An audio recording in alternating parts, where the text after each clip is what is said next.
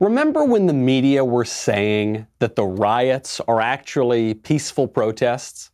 Well, we are way past that now. Here is just a very quick timeline. First, they said that the riots were peaceful. You remember they were standing there in front of all the burning buildings and they said, actually, no, ignore the burning buildings. Really, it's peaceful. Then they admitted that the protests weren't peaceful, but they said that all the violence was being committed by white supremacists.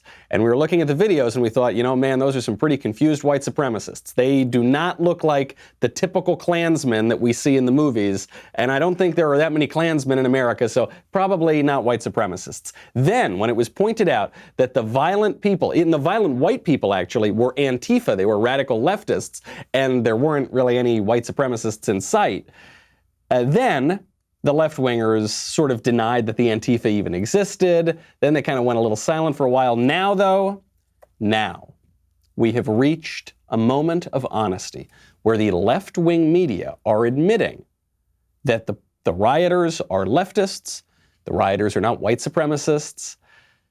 They're admitting that the protests have turned violent, that the protests and the riots are basically the same thing, and they're defending violent protests. Here is Chris Cuomo, brother of Governor Andrew Cuomo, head silly man on CNN, defending the violent protests. Now, too many see the protests as the problem. No, the problem is what forced your fellow citizens to take to the streets. Persistent and poisonous inequities and injustice. And please, show me where it says that protests are supposed to be polite and peaceful. Show me where it says that protests are supposed to be polite and peaceful. So he's not just saying that they don't have to be polite. He's also saying they don't have to be peaceful. Let me show you where it says that. The First Amendment to the U.S. Constitution, Congress shall make no law respecting an establishment of religion or prohibiting the free exercise thereof or abridging the freedom of speech or the press or the right of the people to peaceably assemble. That's where it says it, right there, right in the First Amendment, the only place in the Constitution that talks about these sorts of protests. The liberal establishment is now publicly supporting political violence. Not just CNN, this goes all the way through academia, this goes all the way into our legal system itself. Welcome to Mob Rule. I'm Michael Knowles. This is The Michael Knowles Show.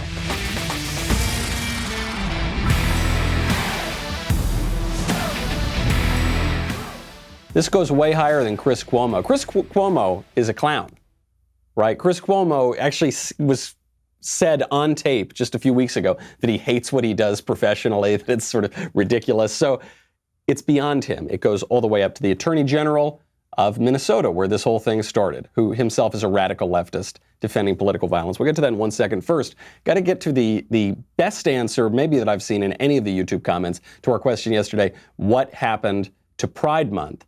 The correct answer came from Jim. Silly Michael. Pride Month was last year. This year, it's Wrath Month. It is definitely Wrath Month. Really makes you long for those innocent days when we were all just marching and celebrating Pride. We have also got to thank our friends over at LifeLock. Speaking of safety and security, I will admit, even I have I actually have been duped 1 or 2 times by internet scammers. Happens to the best of us. A hacker group called Shiny Hunters claims to have breached 10 companies and is now selling their user databases on a dark web marketplace for illegal products. The companies range from an online dating app, yikes, that's not good, to a food delivery service, to online stores and newspapers. The listed databases hold 73.2 million user records, which are being sold now for around $18,000. Very important to take basic protective measures against identity theft. LifeLock is the leader in identity theft protection. Detects a wide range of identity threats, like your social security number, for example, going for sale on the dark web. No one can prevent all identity theft or monitor all transactions at all businesses. LifeLock can see threats that you might miss on your own. Join now, save up to 25% off your first year. Go to lifelock.com/Knowles. That's lifelock.com/Knowles, Knowles, to save 25%. Because safety and security are rare things these days. Keith Ellison is the radical leftist in the Democratic Party who is now the Attorney General of Minnesota. He was a congressman. He tried to run the DNC. Now he's the AG of Minnesota. You'll remember, Minnesota is where this whole thing started with the killing of George Floyd. Keith Ellison announced yesterday that he's going to be upgrading the charges on the police officer who was involved in the killing. He's going to upgrade them from third-degree murder to second-degree murder, and there's a big problem and more threats underway because of this decision. First, today, I filed an amended complaint that charges former Minneapolis police officer Derek Chauvin with murder in the second degree for the death of George Floyd. I believe the evidence available to us now supports the stronger charge of second-degree murder. We've consulted with each other, and we agree. Oh, does it now? What new evidence? Have we seen any new evidence at all? No. The new evidence is the riots going on around the country that are helping this guy get cover to increase the charge. What's the charge? Third-degree murder, unintentional. Second-degree murder, intentional. So if you want to believe that this was warranted, you have to believe that this cop was intentionally murdering George Floyd. Does anybody seriously believe that? No, of course not. One, because why would this cop want to bring down all this mayhem on himself? Obviously, his life is ruined now. There are race riots all over the country. Everything is caught on video now, so he had to know this sort of thing would be happening. There's just no evidence of it. Also, if he had wanted to intentionally kill George Floyd, wouldn't he have done it more quickly than within 8 minutes? No. When you watch that video, very sad video, you watch this man saying, "I can't breathe," but you watch this man dying. You don't get the impression that this cop is actively murdering him. Like, haha, I'm going to kill you now. What would the cop have to be thinking to do that? It wouldn't make sense. Now, was the cop acting, I don't know, recklessly? Was the cop acting callously? Was the cop... Maybe, yeah, I mean, that's for the court to decide. That's what people were looking at on camera. But now with a second-degree charge, he's more likely to walk than if he had the third-degree charge, because it's much easier to prove the third-degree charge, much more difficult to prove the second degree. Ellison goes on charging the other cops who just happened to be present at the arrest. Second, today, arrest warrants were issued for former Minneapolis police officers J.A. King, Thomas Lane, and Tu Tao. Finally, I'd like to announce that today, Hennepin County Attorney Michael Freeman and I filed a complaint that charges police officer King, Lane, and Tao with aiding and abetting murder in the second degree, a felony offense. I strongly believe that these developments are in the interest of justice for Mr. Floyd, his family, our community, and our state. In the interest of justice, you believe that these other cops who were present during the arrest actually secretly had been colluding with the officer Derek Chauvin to murder this guy, and they just decided to carry out their murder. They were going to do it on camera in the most public way possible that would make them completely vulnerable, and that's why they would be charged long after this murder, but not long after the riots started to burn down all the cities. Obviously, this has absolutely nothing to do with justice, but that's Keith Ellison's MO. Keith Ellison is probably the most prominent Democratic politician in America to publicly endorse Antifa. Antifa is a terrorist organization. Antifa is a group of radical leftists, communists, and anarchists that uses political violence against civilians to achieve political ends. That is the definition of terrorism. Keith Ellison has smiled with holding up the Antifa handbook written by an academic from Dartmouth College. Keith Ellison has not just posed with the book, he's posed with Antifa leaders. Keith Ellison is supporting not justice, but terrorism. These guys, Chris Cuomo, Keith Ellison, they think, I think a lot of leftists in this country think that supporting terrorism, I mean, they wouldn't use that word, but that's what the definition is. They think that by supporting political violence, that makes them edgy. They think that that makes them revolutionaries. They think that that makes them on the right side of history. The real effect of that, the real effect of the political violence they support is to get people killed. For instance, Italia Marie Kelly, who is 22 years old, a biracial girl, speaking of racial justice, who was shot and killed at a protest against police brutality by a protester, by the way, outside of Davenport, Iowa, at Walmart on Monday. Here is Italia's sister describing the scene. I'm waiting for everyone to get on, so I hope y'all know what the you did. My sister is gone.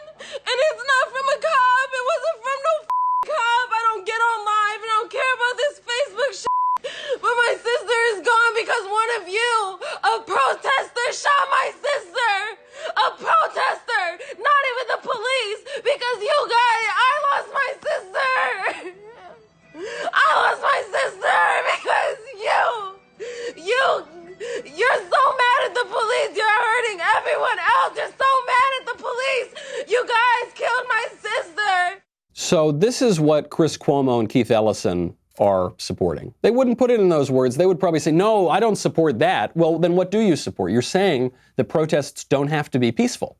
Chris Cuomo said that on national television to all 7 people watching CNN. Keith Ellison smiling with the anti-fascist political violence handbook. So what are you saying? What they're really saying, I would imagine, is no, we don't want the civilians to be killed. We want the unpeaceful protests, the violent protests, to be directed at cops. So if they killed a cop, that's fine.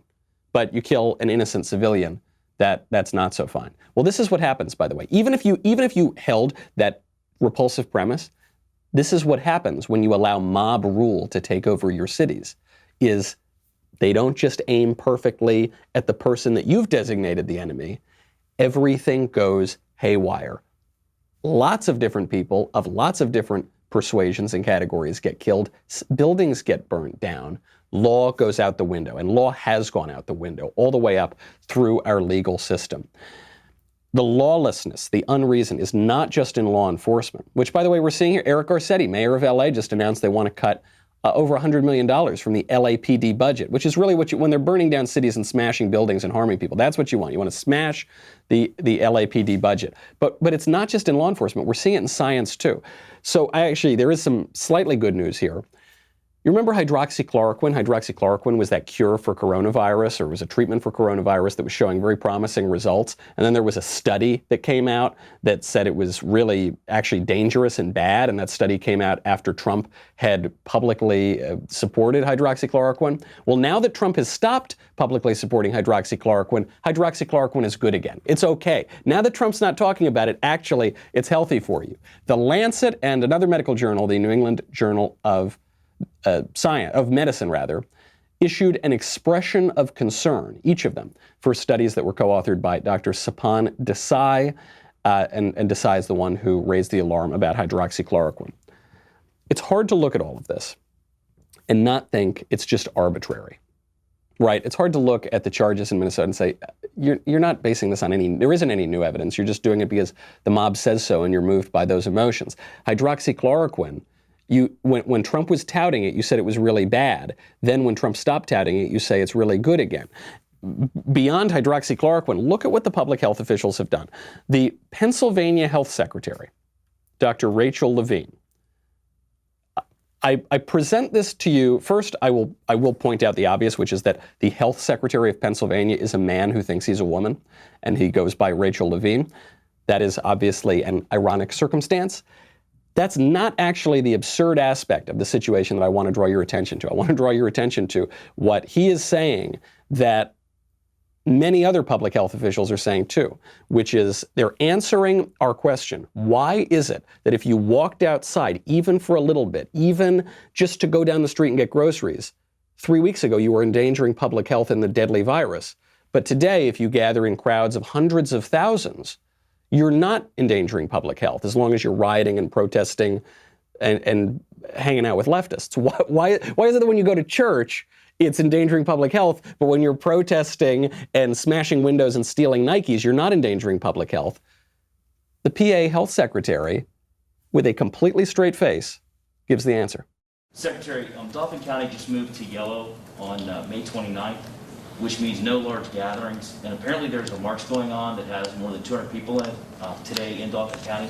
Can you clarify the administration's position on May 11th? Business owners were called cowards for wanting to reopen their businesses, and today the governor is actually marching in that. Is that not in violation of your order and his order for large gatherings? Well, so we have, and the governor has always said that people have the right to protest and to demonstrate and the right of free speech. And so overall, we want large gatherings such as maybe a party or some type of concert or something to be under 250 people. But we are not restricting people's right to protest. There are also obviously significant social issues, that are present, that people feel that they need to have a voice, and so the governor is always supportive of that and is participating in that. So let me distill that down for you. If the people are doing something that the Democrats support, it's fine. And if the people are doing something that the Democrats don't support, it's not fun. That was the kind of long, rambling answer. I also love now that these Democratic leaders are so in favor of free expression. That's not what I was hearing from them a few weeks ago during the anti-lockdown protests. During the anti-lockdown protests, I heard this is going to kill grandma. This is going to kill lots of people. You've got to stay home. It's selfish. It's a wrong version of freedom. But now that the hundreds of thousands of people in all sorts of municipalities are protesting based on a lie, right? Based on the lie that there is this scourge, this epidemic of police officers killing innocent black men around the country. Not happening. We went through it on the show yesterday. It simply is not taking place. Even when you look last year at the number of unarmed black men killed by police officers, and by the way, unarmed does not mean not dangerous, but even the number of unarmed, what's the number? 9,000? No. 900? No. 90? No. The answer is 9. And many of them were, virtually all of them, were posing a threat to the police officer. Not saying that every death isn't a tragedy. Every death is a tragedy, but that is not evidence of systemic slaughter.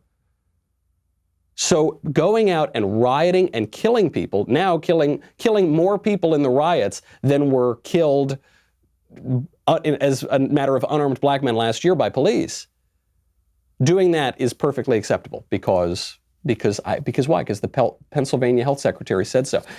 He is not the only one. There is an open letter from over 1,200 public health expert scientists saying that, yeah, the other kinds of protests that were conservative are bad, but these riots and protests are essential for public health. Open letter advocating for an anti-racist public health response to demonstrations against systemic injustice occurring during the COVID-19 pandemic. At least the scientific experts acknowledge it here. They say, on April 30th, heavily armed, give me a break, and predominantly white protesters, well, that's terrible. White people can't protest, entered the state capitol building in Lansing, Michigan, protesting stay-at-home orders and calls for widespread public masking to prevent the spread of COVID-19. Infectious disease physicians and public health officials publicly condemned these actions and privately mourned the widening rift between leaders in science and a subset of the communities that they serve. That's the first part. Second part, as of May 30th, we are witnessing continuing demonstrations in response to ongoing, pervasive, and lethal institutional racism, set off by the killings of George Floyd and Breonna Taylor, among many other black lives taken by police. Many other. We went through the numbers just a few seconds ago. Not many other when we're talking about this kind of specific injustice. A public health response to these demonstrations is also warranted, but this message must be wholly different from the response to white protesters resisting stay-at-home orders. So they're actually saying, yeah, I know they look the same. Well, they don't look the same because the anti-lockdown protesters were completely peaceful and then went home and very respectful. And these rioters are killing people and torching cities. But, okay, they're both protesting. But we need to treat the really peaceable, nice ones in the American tradition horribly, and we need to treat the rioters wonderfully. That's what we're being told. They say white supremacy is a lethal public health issue that predates and contributes to COVID-19. Is it now?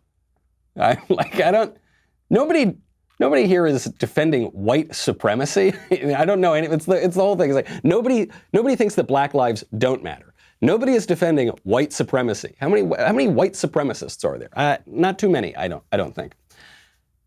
But does anybody think it's a public health issue? I don't. And even if you thought it were a public health issue, do you think it contributes to COVID-19? We don't know a whole lot about this virus. Some people say it's transmitted by air. Some people say it's transmitted on surfaces. No one says it's transmitted by white supremacy. Okay, I haven't seen a scientific paper on that.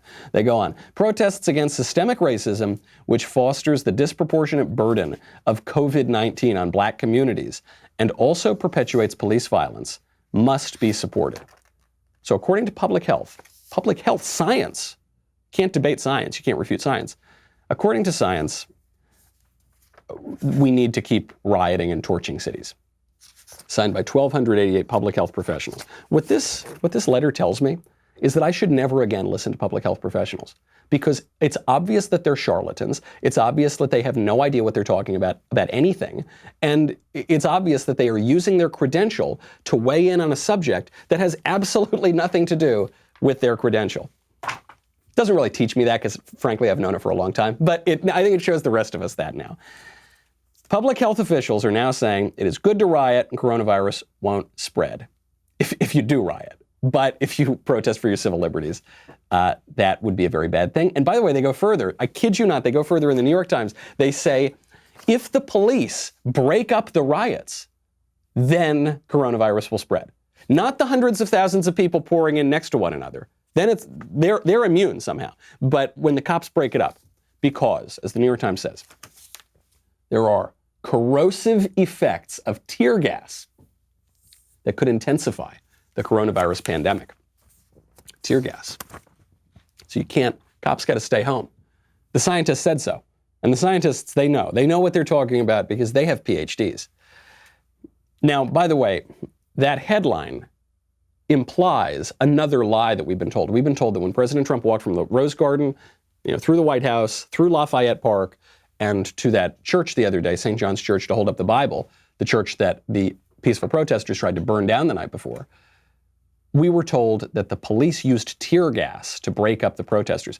That's not true. The U.S. Park Police confirmed they did not use tear gas. They did use smoke canisters, they did use pepper balls, but no actual tear gas was used in the Lafayette Square incident. So, since the public health officials are so concerned about tear gas, then don't worry, it's not going to spread the pandemic. Even Nancy Pelosi admitted that. My daughter, Alexandra, filmmaker, journalist, was there that night, and she called me and she said, "Mom, you wouldn't even believe it. These people were demonstrating peacefully, and all of a sudden, this barrage of security came through using clubs to beat people and these explosive scat little bullets that explode into stuff that burns your eyes. Maybe they didn't have tear gas. I don't know, but they had the elements of it." Well, there you go. There's the admission. Okay, maybe they didn't have tear gas. I don't know. But they had stuff. They had stuff. And so I'm going to call it tear gas. And then the public health officials are going to say that tear gas spreads coronavirus, so they're going to let the rioters continue. I also love here that Nancy Pelosi is admitting that her daughter was at one of these riots. I guess it's part and parcel. Waltz, the governor of Minnesota, his daughter was giving these rioters tips on where the National Guard was going to be. Chiara de Blasio, Bill de Blasio's 25-year-old daughter, she was arrested in a group of people. The group of people was throwing objects at the police during one of these peaceful protests. My conclusion, the rioters are immune. Only churchgoers, people with jobs, civil libertarians, voters, remember you can't go out and vote, that's why we have to have national mail-in votes, students, diners, and shoppers. Those are the people, those are the 7 groups of people that can catch coronavirus. But looters and rioters and anarchists and communists, they're just immune. They're not going to catch it. So it's okay if they go out and protest. The science tells us that basically this is the rule of thumb. If you go out and build or buy anything, you're seriously at risk. You need to go back home. But if you go out to destroy or steal something, you're safe. That's the science. That's our public health experts. Real collateral damage here. Real collateral damage. They shut us down for 2 months. People couldn't go to funerals. A teacher of mine died during that time. I certainly would have gone to the funeral if he had died during a normal time. I couldn't go to the funeral. And look, he was just a teacher of mine. Think about people who lost their mothers and their fathers, who couldn't be with them at the very end, whose close family members had to die alone, and then who couldn't receive a proper funeral because the public health experts told us not to. All those people now are looking out and seeing hundreds of thousands of looters and rioters pouring out everywhere, and the public health experts are cheering it on. If you thought that our faith in our institutions was fraying before this whole thing, oh boy, oh buddy, it's gone. It's gone. And yet people, I think, are starting to miss it. I think the very people who were tearing it down are starting to miss it now that it's gone. There was a scene, this was my favorite video that was going around the internet yesterday. A group of young idiots, the protesters, very peaceful, were throwing objects at a car as it was driving by. Because most people just keep driving, right? Not this guy. This guy, he was not going to take a ding on his car lying down. So he's driving, they hit his car, he stops. Then he starts to back up. And then you hear the peaceful protesters say my three favorite words of this whole incident. Call the police. Do you see me stops? He's backing up. Uh-oh. Yo, call the police. Oh, call the police. No, call them, please, multiple people. Please, no. You know those brutal people who are slaughtering innocent men and women all over this country? Yeah, call them. Call them now, because this guy is going to be upset that I threw so. Oh, and the guy runs out of his car with some. I don't even know what this guy is holding. He chases the one idiot away, and the guy goes running. And then he turns on the rest of the crowd. By the way, this is one man, one older man facing down like, I don't know, probably 8 or 9 people. And they all scatter and run the minute that anybody pushes back whatsoever. They're going to hurl objects, they're going to break windows, they're going to steal stuff, they're going to burn down cities until they get any pushback whatsoever. But we haven't gotten any pushback yet, other than this wild-looking guy. And so the chaos rages on. And the response from our elected leaders is to defund the cops. And our response from our media establishment is to encourage the protests. If these people in that video had 1 ounce of self-awareness, they would hang it all up the moment that they said, call the police. And they would say, they'd throw the object, the guy would turn around, they'd say, oh no, call the police. Oh, right, okay, now I understand. Never mind. Go home, everybody, go home. Civil order is a good thing, but they're so full of anger, they're so full of fury that they can't even realize that. The anger and hatred from these riots is not even confined to people who are currently alive. The anger and hatred from these riots is now being directed at people who died 100 years ago, more than 100 years ago. Ralph Northam, you remember Ralph Northam. Ralph Northam in Virginia, governor of Virginia, just announced the removal of the very famous statue in Richmond of General Robert E. Lee. Now, it is not clear as of yet whether Governor Northam will attend the removal ceremony wearing blackface or whether he'll just be wearing his usual hood. We actually never found out from that photo. Was he the one in the blackface or was he the one in the hood? Everyone got upset that he was wearing blackface. Seems to me the hood is actually a little bit more offensive. So we don't know which one he's going to wear, but we do know that he's a very good person. You see, he's very anti-racist. He's very just because he's going to take down a historical statue and try to erase American history and talk about how much better he is than a dead guy. So it's okay, no big deal. Keith Boykin, CNN. He's some guy, I don't know, these guys, who knows? I've never heard of this guy in my life, but I don't watch CNN. But he is a CNN correspondent. He tweeted out, quote, Robert E. Lee was a racist traitor who fought against the Union. He should never be celebrated on public property anywhere in America. That's one take. I think that's the take that just about everybody has today. That's not Abraham Lincoln's take. That's not the take in the best traditions of the United States. That's not the take that is going to allow us to continue as a nation. Abraham Lincoln said, famously in the second inaugural, with malice toward none, with charity for all, with firmness in the right, as God gives us to see the right, let us strive on to finish the work we are in, to bind up the nation's wounds, to care for him who shall have borne the battle, and for his widow and his orphan, to do all which may achieve and cherish a just and lasting peace among ourselves and with all nations. Those are some of the most famous words ever uttered by an American statesman.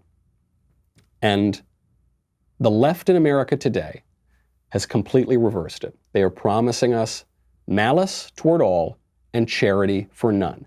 They're doing that in the academy, in the humanities, they're doing that in the sciences. They're doing that in the activist level, peaceful protests, also known as riots.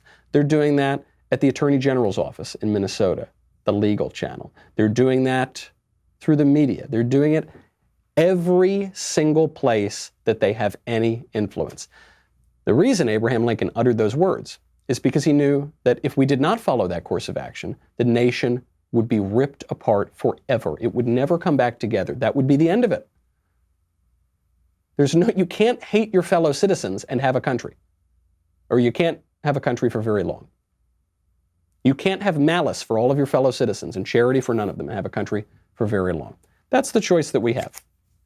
Is anybody going to take the Lincoln approach? I don't know. Are we still a mature enough country to take that Lincoln approach? The jury's still out. Let's see how long the riots burn. We got to get to the mailbag. First, though, I've got to thank you. I've got to thank you because I am so close. I'm this close to overtaking Drew on the YouTube subscriptions here. So thank you for subscribing to the Michael Knowles Show YouTube channel. You're probably watching this on the Daily Wire YouTube channel. That's great. But head on over to the Michael Knowles Show YouTube channel, and then I will overtake Drew, who got like a week head start on me and never told me that he was trying to build up that channel. So then I looked like, nobody was watching my show. You can get special breakouts over there, interviews, bonus segments, a lot of fun. So please head on over. Appreciate it. Also, dailywire.com/subscribe. You get one tumbler, right? You want, that's good. One tumbler is good. Two tumblers, much better. That is what you get if you right now subscribe to our most exclusive membership tier, All Access. All Access gives you our premier level of membership. You get Q&As, exclusive editorial articles from Ben. You get bonus hours of his show. You get an ad-free website experience. It couldn't possibly get any better. dailywire.com/subscribe. Join All Access right now. Get 15% off with coupon code Knowles. dailywire.com/subscribe. Be right back.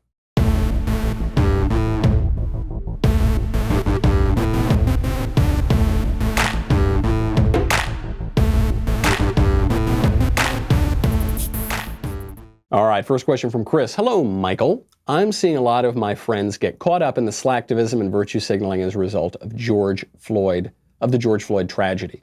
These friends generally don't get caught up in these hysterias this much. They're participating in Blackout Tuesday on Instagram and posting a lot of BLM hashtags and whatnot. Is it worth telling them that they are just falling for the racism narrative that the left wants them to believe, or is it just a waste of time? Thanks, love the show. It's not even just the racism narrative. If it were, it'd be easy to tell them that they're crazy. It's a religious narrative. This is a religious worldview. It has liturgies. We've seen all these kind of weird secular religious rituals over the past few days of people like white people kneeling down, bowing before black people who are standing up, or the white people reciting this mantra of, I will not be racist, I will not be racist. You saw all those videos we showed yesterday. So, as you might know, if you've ever known anyone who's been involved in a cult or like a really kooky religion, it's very tough to shake them out of it. You got to proceed a little bit with caution, and that's how I would proceed here. I wouldn't shame people for what they're doing. Many, many, many of my friends posted that stupid black square on Instagram because they just thought, okay, whatever, it's a thing. Maybe they felt pressured to do it. Maybe they just thought it didn't mean that much. That's fine. I don't care. It's no big deal. But maybe you can show through your lead that actually the premises here are not true. The effect of this message is very bad, and it's leading to cities burning down and people dying, and it's just a false vision of the world. That's how I would do it. I wouldn't go out and just say you're completely wrong because, especially on a matter that is actually religious like this is, they're not going to respond well. From Mali. All week, I've been subjected to posts and personal messages about educating my children about racism and their white privilege. Not because of any action I've taken. It seems completely inspired by the assumed inevitable racist beliefs me or my children will fall into, since I'm white, as are my children. My question is, how is that different than me sending out messages to liberal or African-American friends saying, may I suggest a few books that help teach your kid how not to break a store window and steal Gucci bags? Thanks. That is a very good comparison because both of those things are equally offensive, right? If you sent to your leftist friends and your black friends, by virtue of their ideology and their skin color, a note that said, hey, here's a way to educate yourself on how not to steal Nikes, that would be very offensive. They would be rightly offended by that. Likewise, if they're sending you books and saying, hey, look, I know we're friends and everything, but because of your skin color, you're evil. So here's a book on how not to be evil, like me, because I'm a good person. And you're an evil person, so here's how not to be evil. Say, oh, okay, thanks, that's great. Just throw it in the trash. It ties in a little bit with the religious answer. White privilege is a stand-in for original sin. It's a stand-in for our natural religious understanding that we're broken, that we're fallen, something's not right, there's injustice in the world. The trouble with white privilege, though, is it allows some people to feel the goodness of like whipping yourself and feel the goodness of atoning for your sins. And it allows other people just to hate you, right? Just to be like, yeah, you're the problem, not me. I have no problems. So it actually is kind of exacerbates the worst parts of both of this, because it makes some people aware of their imperfection, but with nothing to do about it. And it actually leaves other people ignorant of their own imperfections and breeds hatred and division in the country. It's just a dumb idea. It's a terrible idea, and we shouldn't give any quarter to it. You know, there is a squishy response to this whole BLM, peaceful rioters kind of thing, which is, you saw it from Jim Mattis, actually, the former defense secretary. You saw it from George W. Bush a little bit, which is to say, hey, look, these guys, they have a point. BLM has a point. The rioters, they have a point. You know, it's real. They're expressing pain, and the way they express pain is by stealing Nikes and Gucci bags. No, they don't have a point. They don't. It's a lie. It is based on a lie. We went through the numbers yesterday. Went through them a little bit again today. It is not true. They have no point whatsoever. The things that they're doing based on their lie are terrible. They're indefensible. They're sins. They are crimes. The people who are committing those crimes should be arrested and thrown in prison for a very long time. Some people insist that we have to pretend like they have a point in the spirit of national unity. Wrong. Sorry, Buster.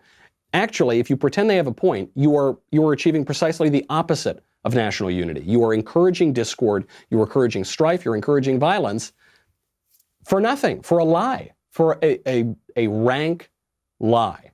Don't do it. Much, much better to take a clean and truthful approach. From Sarah. My name is Sarah. I know that, Sarah, because I saw your name is Sarah. And I live in Madison, Wisconsin. We have had riots the last few nights, like much of the country has. There was a press conference today that some of the protest organizers held where they had a list of demands that needed to be met in order to stop the violence. These demands included defunding the police department, freeing all the inmates in the county jail, and abolishing police powers. Oh, is that all? My question is, how are we supposed to respond to people like this as citizens, and what should our government do in response? You should ignore those people. You should ignore those very unserious ideas. Those are unserious ideas, presumably put forward by unserious people. Nobody should take them seriously. And for the people who are committing the crimes associated with this thing, we should put them in jail for a long time. You know, there's been a big debate over prison reform. I'm actually supportive of prison reform. I think we need to toughen up our sentences and put more people in prison. And here's my evidence for it. The country is burning to the ground. So that would seem to me indisputable evidence that we don't have enough people in prison. Because, you know, if we had those criminals in prison, then the country wouldn't be burning to the ground. Innocent people wouldn't be dying at these peaceful protests. Peaceful protests. So you shouldn't take it seriously. Unfortunately, mayors will. Garcetti is doing it in LA. He's defunding the police. Defunding the police is going to make the situation a lot worse. Actually, just not defending the police, which so many left-wing politicians are doing, is making the situation worse. You're looking at these riots, and in a lot of places, the cops are just standing down. Why are they standing down? Because they know if they use any force at all, which is the definition of their job, is to use force, right, to maintain the order. But if they use force to maintain order, they're going to be maligned as awful, terrible bigots, and they're going to go to jail, probably. So why would they do it? If they're not going to get any backup from the elected officials, from the civil authority, why on earth would they do it? And so the fires rage, whether they have the money or not. It's a terrible proposal and an unserious one, but in a way, in many places, it's probably inevitable. From Nick. Can we make Trump the Pope after his 4th term as president? I'm just thinking out loud here. Just saying, it would be awesome. Yes, Donaldus Maximus. Donaldus the First. I like the sound of that. And President Trump's wife, I believe, is Catholic, that would be a mark in his favor. The mark against him would be that he has a wife. That does complicate things if you're a pope. Though, you know, some popes in the past, they've had wives a little less publicly, you know, than President Trump. So, you know, look, I'm eager to see how the conclave deals with it, because I think he'd be a great candidate. From Elizabeth. Dear Michael, I, like the rest of the country, watched with sorrow, anger, amazement, and awe the destruction caused around the country this weekend. Many disavow this behavior, but one way I've seen people defending this online is through memes and posts depicting Jesus overturning the tables in the temple. I believe this is a misrepresentation of the gospel, and I would wager that many invoking this scene are not devout followers. Yeah, you think? But are looking for a way to discredit Christians online who may say that these actions are unacceptable. I'm a devout Catholic. I've always seen this particular story as an example of Jesus' personhood. I can't accept that this interpretation is correct and it's being used to justify this current behavior. Would love to hear your thoughts. This stupid meme. I've seen this meme too. It's so dumb. It's this meme. It's a picture of Jesus overturning the temples and casting out the money changers. And it says, conservatives hate political violence. Jesus says, right? And then it's this image. They're missing a few parts of the story. First one, you are not Jesus. It should be the most obvious, but apparently it's not. The second one, the money changers belong to Jesus because Jesus is their creator, because Jesus is God. And then the third one, Jesus is not going into somebody else's house, to these money changers' house and throwing them out, right, and stealing their property and going. He is throwing them out of his own Father's house. Actually, in the verse, it says, right, they are in my Father's house. So nothing about the meme is correct whatsoever, but this is the typical online leftist atheist kind of thing. They'll say like, hey, you Christian idiot, if God is real, then why do bad things happen to good people? Mic drop. Checkmate. Christian. Showed you. There goes your religion. Like, there's some books about this. Some people have thought about this before, and this falls squarely in that category. From David. To Knowles, knower of much, smoker of quality cigars. I'm a Catholic, and as the Pope is supposed to be the person I follow in my religious life, I do find myself at odds with his political views. Yeah. His criticism of Trump standing in front of St. John's, with the Bible being the most recent time he has spoken up against our president. Any thoughts? Yeah, it's funny that you bring this up because, I'm obedient to my bishops and, of course, to the Bishop of Rome, who is the Pope, because I'm a Catholic too. I don't even know what he said about Trump in the Bible. I didn't even read it. Like, I heard there was a thing that he said, but okay. Popes say a lot of things. There is a big misunderstanding here. Many people, especially non-Catholics, but even many Catholics, believe that papal infallibility is this idea that the Pope is always correct, whatever he says, and we have to believe every single thing the Pope says. Not true. That is certainly not the case. When the Pope is talking about political matters or economic matters, he might be wrong 99% of the time. Frankly, he could be wrong 100% of the time even. As long as he is not speaking from the chair, from his official office, he can be perfectly fallible. The idea of sometimes we've had popes who have just gotten political questions wrong, that might be a way for the good Lord to tell us that the Pope is fallible, except when he is infallible, which, by the way, the Pope has spoken infallibly, I think twice in all of history. The rest of the time can be fallible, move on. Somebody says something you don't like, just move on. From Shannon. Dear host with the most ease. Am I the host? Okay. I am the host with the most ease at the Daily Wire. Wow, learn something new every day. No, Jeremy Boring. Michael, no, it's Jeremy Boring, sorry. Is perpetuating the white savior industrial complex the answer? That's a good way to put it.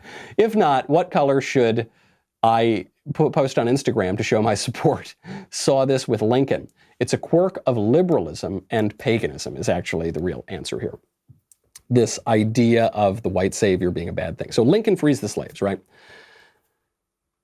When the movie Lincoln came out, the Lincoln movie showed the story. It was a beautiful movie. Daniel Day-Lewis played Lincoln. There was a pushback on the left because they said, hold on, you're suggesting Lincoln freed the slaves, but we're not relying on some white guy to free the slaves. The slaves freed themselves, but that isn't true. Lincoln freed the slaves. The Union Army freed the slaves. 700,000 Americans died to free the slaves. But this doesn't jibe with liberalism. This doesn't jibe with some forms of paganism because we want to do everything ourselves. Liberalism is like, I'm just all about liberalism on the left and the right. It's me. I have to do it. I have to have agency. Everything in life is about my will and the things that I achieve. Same thing with paganism. When you read the ancient pagan epics, it's all about my heroic actions, my own heroic nobility. This is different than Christianity. Christianity accepts grace, right? We say, like, I actually don't need to earn my own salvation. I can't earn my own salvation. My salvation is given to me as a gift by someone else. And that's a wonderful thing, and I'm happy about that. That civilization of grace is what defined our own, the West, until about 5 minutes ago. Until now, we're in this kind of post-Christian political moment or secular political moment. But that's a much better situation. And when it comes to these historical questions, and most notably on slavery, then it's obviously the correct one as well. All right, that's our show. We got more to get to, but I got to wait until Monday. In the meantime, I'm Michael Knowles. This is The Michael Knowles Show. See you then.